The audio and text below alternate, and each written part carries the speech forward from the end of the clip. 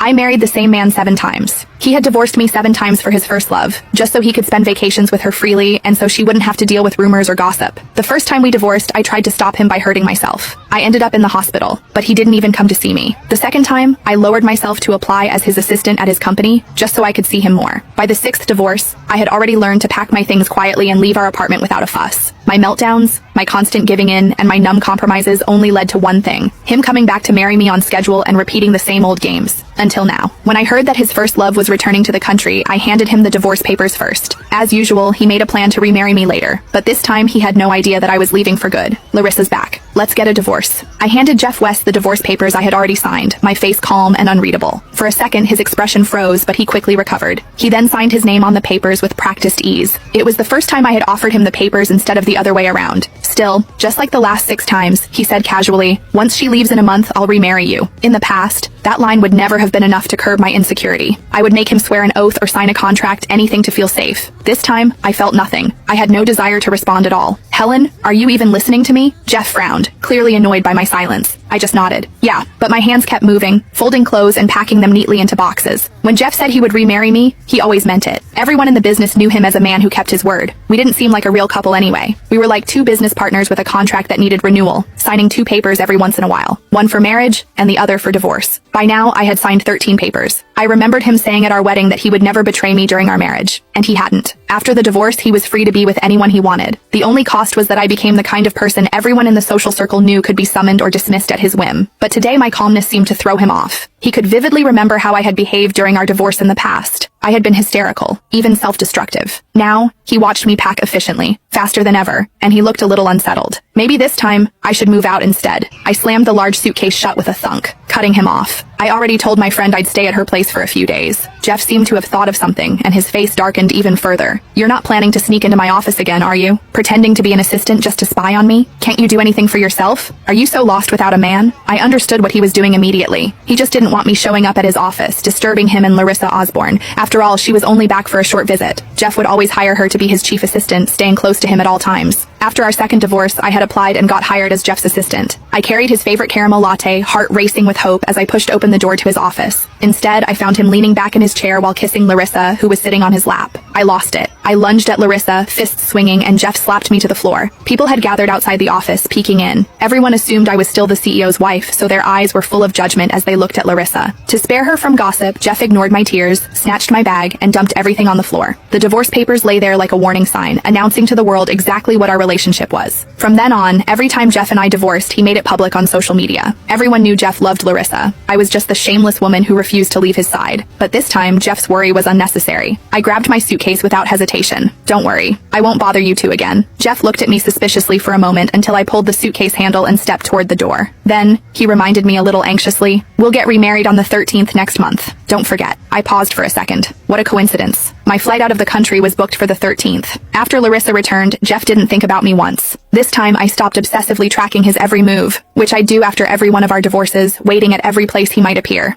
Instead, I spent my days enjoying myself with my best friend, Scarlett Hargraves. We were living our best life. Before I knew it, only 20 days were left until I'd leave the country. One evening, Scarlett and I were waiting for our food at a restaurant when we ran into Jeff and Larissa. Jeff had his arm around Larissa's waist. They laughed and talked as they walked in together, looking like the perfect match. "Helen?" Jeff's eyes immediately locked on me. Larissa leaned close to him, draping an arm around his shoulders while smiling sweetly. "Helen, what a surprise." Seeing my gaze linger on Larissa, Jeff instinctively stepped forward, putting her slightly behind him. I knew he feared I might act like I used to and lunge at Larissa without a second thought, but I didn't. I even held back Scarlett, who was itching to defend me. I smiled casually. "Yeah, what a surprise." Sensing my restraint, Larissa smiled even more confidently. "Sorry, Helen," she said, swinging Jeff's arm and pouting. "Jeff promised to reserve this place just for me. Looks like you'll have to eat somewhere else. Right, Jeff? Say something, or Helen will think I'm picking on her." Jeff's eyes flickered toward me for a second, a mix of hesitation and calculation. Finally, he just nodded. He didn't say a word, but the message was clear, louder than any speech. Scarlett rolled up her sleeves, ready to confront them, but I gently pressed her arm down. "It's okay. We can go somewhere else." Yeah, we'd go somewhere else. Anywhere without Jeff. With my departure abroad looming, I wasn't going to waste time on pointless arguments with my ex. After all, as a competent ex, I was supposed to treat Jeff as if he didn't exist. The restaurant manager, sensing the tension, stepped in with a smile. "You two look so happy together. What a beautiful couple." Jeff's eyes flicked to me with a mix of caution and curiosity, as if wondering what I might say or do. But I ignored it completely, took Scarlett's hand, and walked away. Jeff stared after us,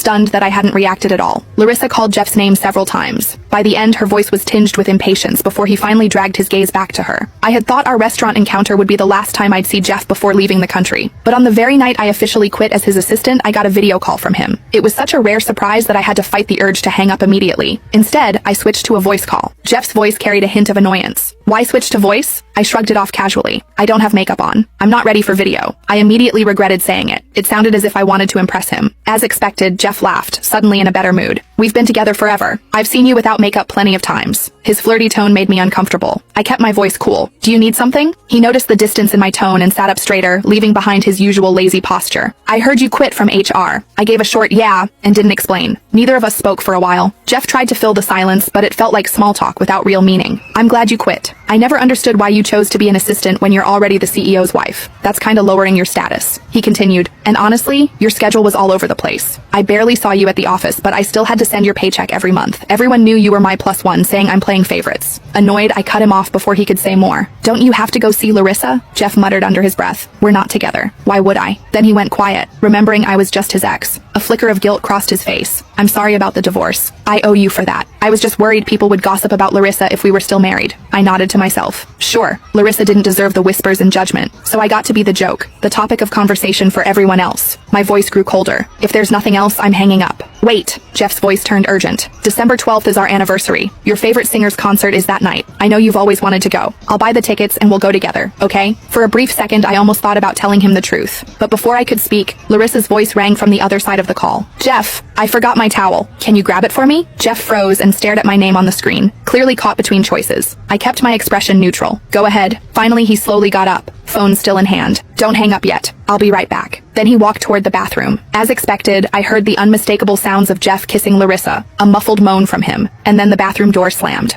I hung up, smirking. Right at that moment, Scarlett came over, all excited as she invited me to a club. I didn't hesitate. I set my phone down and linked arms with her. There were still so many things in the world that could make me happy. I used to be a lovesick fool, but now, why should I waste energy on a man who was completely in the past? Days without Jeff flew by. Before I realized it, my departure was only a few days away. Even though I had no contact, I still heard about him and Larissa from Scarlett. Apparently, he had a huge argument with Larissa, and ignoring her embarrassment, stormed out of a dinner party. Rumor had it that Jeff and Larissa's fight was about me. I just smiled, indifferent. I wasn't that hopeless romantic anymore. The one who used to refresh social media dozens of times a day, stalking them and everyone who knew them, hoping to catch the tiniest crack in their relationship. If I succeeded, I would then rush to Jeff the second I thought he might need me, ready to remind him that I was the one who truly loved him. Couples who are really in love argue in bed and make up before breakfast. So what if the fight was about me? I had always just been another player in their little game anyway. Still, after that, Jeff started calling me more and more, but I either hung up immediately or found some excuse not to see him. Then, the day before I was leaving the country, he asked me to go to the concert with him. I already got the tickets. I'll see you tonight. It's our anniversary today. You're not gonna stand me up, are you? He had never sounded so pleading before. Before, he would casually bring up something or take one step toward me, and I would run toward him the rest of the way, trying to please him. But in the end, I realized he had even stopped getting close, all because of Larissa. I didn't even know what to say because today wasn't really our anniversary. It was the day of our 4th remarriage. After so many cycles of breaking up and getting back together, only I would be stupid enough to keep track of every single detail about him. Still, I said yes. I really did want to see the concert. That night, I waited at the venue, but Jeff never showed up. I opened the voice message he had just sent me. His apologetic voice was layered over the noise of the concert, faintly mixed with Larissa's light laughter.